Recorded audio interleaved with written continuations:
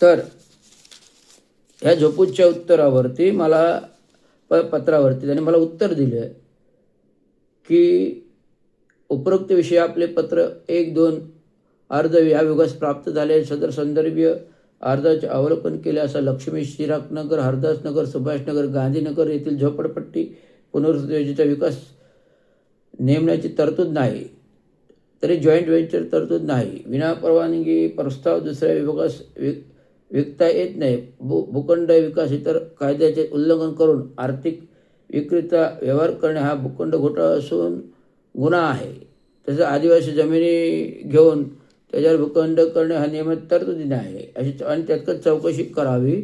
Income tax, ED आणि CBI मार्फत चौकशी करावी असं मी मागणीपत्र दिलं होतं, मुख्यमंत्र्यांना दिलं होतं.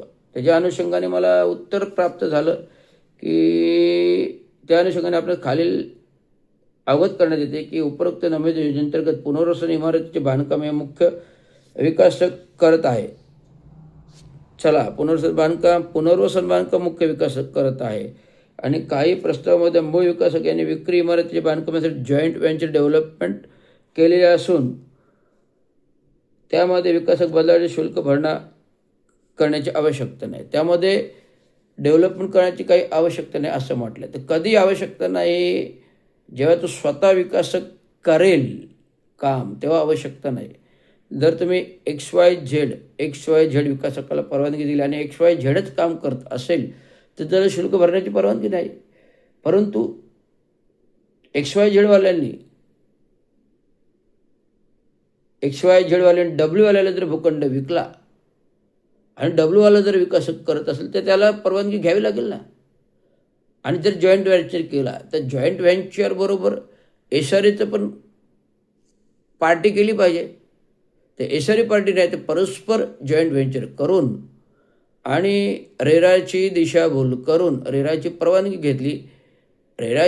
घेतली याचा अर्थ प्रस्ताव अधिकृत होत नसतो. रेरा हा फक्त तुम्हाला मूल्यांकन करायचं आहे. रेरा काय करतो? फक्त मूल्यांकन करतो. तुमचं प्रस्ताव विविध मुदतीत झाला पाहिजे आणि ग्राहकाला जो FSI देण्यात येणार तो योग्य आहे का नाही आणि ती बिल्डिंग ठराविक प्रकल्प ठराविक कालावधी मर्यादेत पूर्ण होतं का नाही आणि कुठल्याही ग्राहकाची फसवणूक होऊ नये या अंतर्गत तो रेरा आहे. रेरा म्हणजे परवानगी विकास करण्याची नाही, लक्षात घ्या.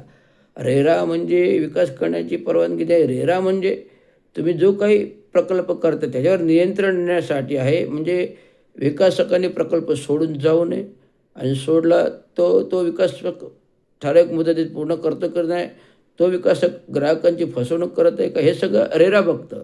त्यामुळे रेराची परवानगी घेतली म्हणजे तो प्रकल्पाला अधिकृत परवानगी मिळाली असं होत नाही.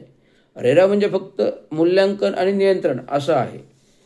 त्यामुळे एकंदरीत सांगायचं आहे की ज्या मूळ विकासक आहेत 7, या 7 विकासकाने जो विक्रीचा भूखंड आहे तो दुसऱ्या कंपन्यांना विकला.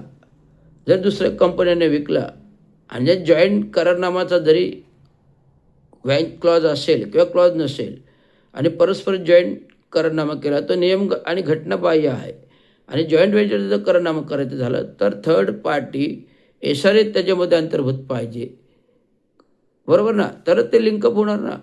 XYZला जर तुम्ही दिले, XYZ जर विकासक आहे आणि XYZवाने Wला परवानगी दिली, भूखंड परस्पर विकला, तर Wला परवानगी दिली त्याच्याकडे मूळ खाद्य काय तो XYZ नाही दाखवू शकत. कारण तो भूखंड तुम्ही विक्री केला म्हणजे तो वेगळा झाला. भूखंड विक्री केला म्हणजे तो वेगळा झाला. म्हणजे त्याला सेपरेट परमिशन घेऊन त्याचे व्हॅल्युएशन पैसे फी मग त्यालाही महानगरपालिकेची परमिशन लागू होते नियमानुसार. जर तो विक्री केला याचा अर्थ तो SRAमध्ये येत नाही.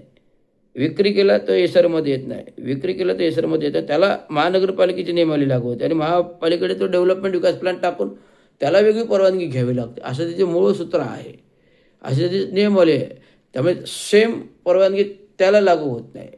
रेरा कशासाठी आहे? मूल्यांकन आणि नियंत्रणसाठी आहे एवढं सांगतोय. रेराची परवानगी म्हणजे ती डेव्हलपमेंटची परवानगी होत नाही, हा त्याचा दुसरा मुद्दा आहे.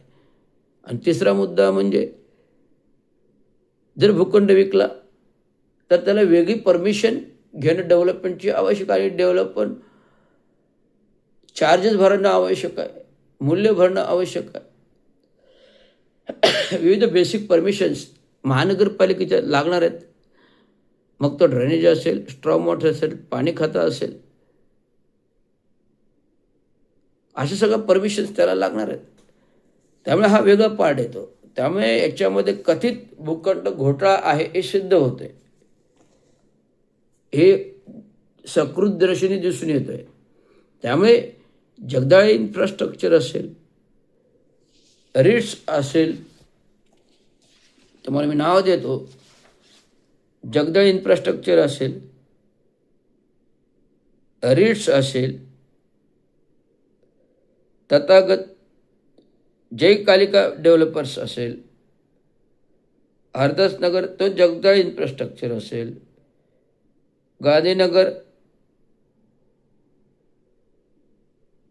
जगदाळे इन्फ्रास्ट्रक्चर, तर ह्या सर्वांना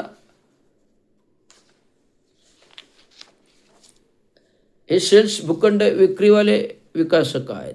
त्यामुळे ह्या विकासकांना परवानगी न घेताच हे डेव्हलपमेंट आणि फ्लॅट विक्री चालू केलेली आहे, ते घटनाबाह्य आहे. त्यामुळे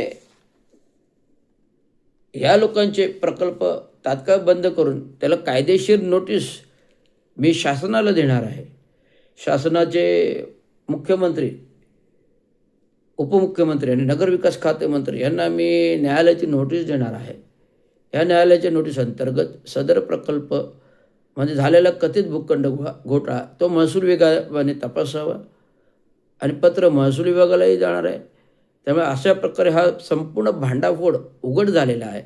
आणि ज्या ज्या लोकांनी भूखंड नेमबाह्य विक्री केली याचा अर्थ भूखंड चोरी होते असा होतो. त्यामुळे त्यांना थेट परवानगी नसताना त्यांनी डेव्हलपमेंट करणं आणि भूखंड फ्लॅट विक्री हा नागरिकांची फसवणूक आहे, कथित भ्रष्टाचार आहे. त्यामुळे याची चौकशी शासन वरिष्ठ स्तरावर व्हावी आणि इवन दो न्यायालयाची नोटीस मी देणार आहे आणि न्यायालयातून याची चौकशी करायला लावणार आहे. एवढं सांगते. धन्यवाद. जय हिंद महाराष्ट्र.